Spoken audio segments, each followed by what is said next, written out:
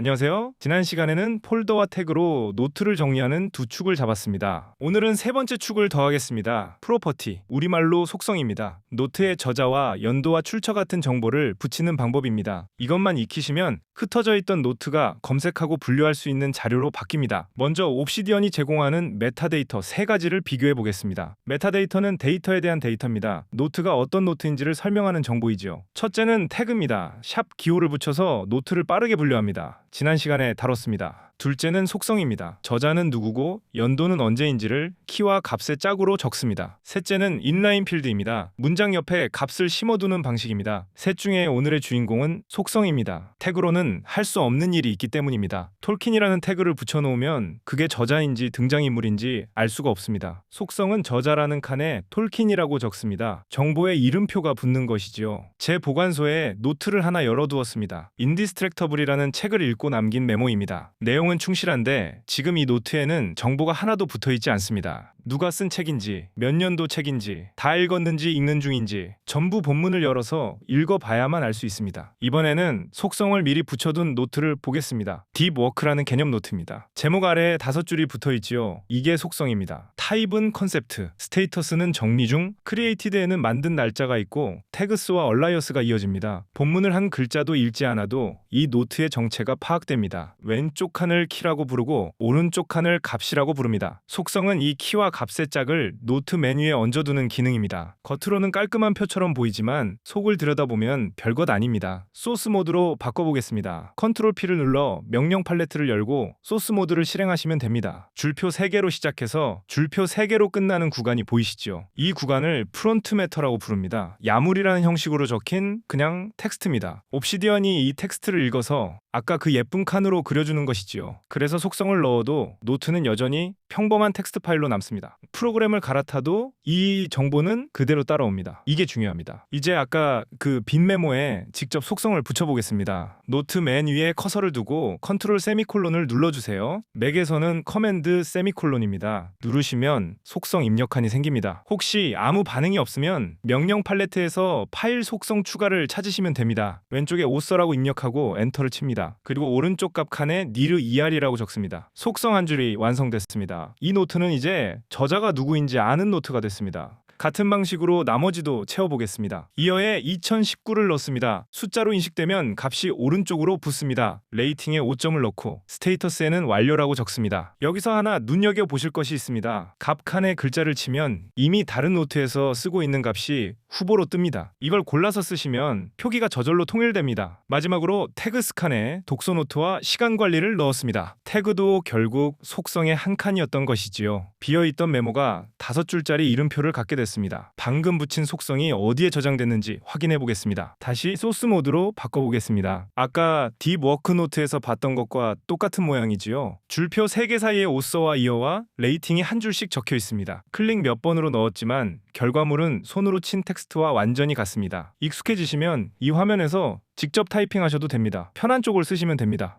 속성에는 유형이 있습니다. 6가지를 한 노트에 모아봤습니다. 왼쪽 아이콘을 보시면 줄마다 모양이 다릅니다. 타입과 오서는 글자를 담는 텍스트 유형입니다. 이어와 레이팅은 숫자 유형입니다. 숫자라서 나중에 평균을 내거나 크기를 비교할 수 있습니다. 퍼블리시드는 날짜입니다. 라스트 체크드는 날짜에 시가까지 붙은 유형이고요. 리드는 체크박스입니다. 다 읽었으면 표시하는 칸이죠. 태그스와 릴레이티드는 리스트입니다. 값을 여러 개 담을 수 있습니다. 유형을 정해두면 옵시디언이 그 유형에 맞는 입력칸을 알아서 내어줍니다. 유형은 언제든 바꿀 수 있습니다. 속성 이름 왼쪽의 아이콘을 클릭하시면 목록이 열립니다. 텍스트와 리스트와 숫자, 그리고 체크박스와 날짜 및 시각입니다. 숫자로 되어 있던 레이팅을 텍스트로 바꾸면 값이 왼쪽으로 붙습니다. 다시 숫자로 되돌리면 오른쪽으로 갑니다. 날짜 칸은 연도와 월과 일이 따로 나뉘어 있어서 고칠 자리만 눌러 바꾸면 됩니다. 체크박스는 클릭 한 번으로 켜고 끕니다. 한 가지만 기억해 주세요. 유형은 그 노트 하나가 아니라 보관소 전체가 공유합니다. 여기서 레이팅을 텍스트로 바꾸면 다른 노트의 레이팅도 다 텍스트가 됩니다. 이제 실제로 어떻게 쓰는지 3가지 사례로 보겠습니다. 첫 번째는 회의록입니다. 미팅 데이트에 회의 날짜를 넣고 어텐디스에 참석자를 넣었습니다. 참석자는 여러 명이니까 리스트 유형입니다. 칸을 클릭하고 이름을 치면 알약이 하나씩 늘어납니다. X를 누르면 빠집니다. 이렇게 적어두면 나중에 특정 인물이 들어간 회의만 뽑아볼 수 있습니다. 두 번째는 프로젝트 노트입니다. 스테이터스에 진행 중이라고 적고 듀데이트에 마감일을 넣었습니다. 할 일 목록은 본문에 두고 상태와 마감일은 위쪽 속성에만 둡니다. 여기서 한 가지 주의를 드리겠습니다. 같은 뜻인데 표기가 갈리면 검색도 갈립니다. 진행 중이라고 붙여 쓴 노트와 진행 띄고 중이라고 쓴 노트는 옵시디언에게 서로 다른 값입니다. 그래서 값 후보가 뜰 때 골라 쓰는 습관이 생각보다 중요합니다. 세 번째로 지금까지 쓴 속성을 한 자리에서 보겠습니다. 오른쪽 사이드바의 모든 속성 패널입니다. 보관소 전체에서 쓰이는 속성 이름이 개수와 함께 중나열됩니다. 이름을 클릭하면 그 속성을 가진 노트가 검색 결과로 바로 뜹니다. 속성 이름 자체가 하나의 입구가 되는 셈이지요. 바로 아래 파일 속성 패널은 지금 열어둔 노트의 속성만 보여줍니다. 하나는 보관소 전체, 하나는 이 노트 하나, 이렇게 나눠 쓰시면 됩니다. 그리고 태그와 다른 점이 하나 있습니다. 여기서는 속성 이름을 오른쪽 클릭해서 한 번에 바꿀 수 있습니다. 이번에는 세 번째 메타데이터인 인라인 필드입니다. 속성이 노트 전체에 대한 정보라면 인라인 필드는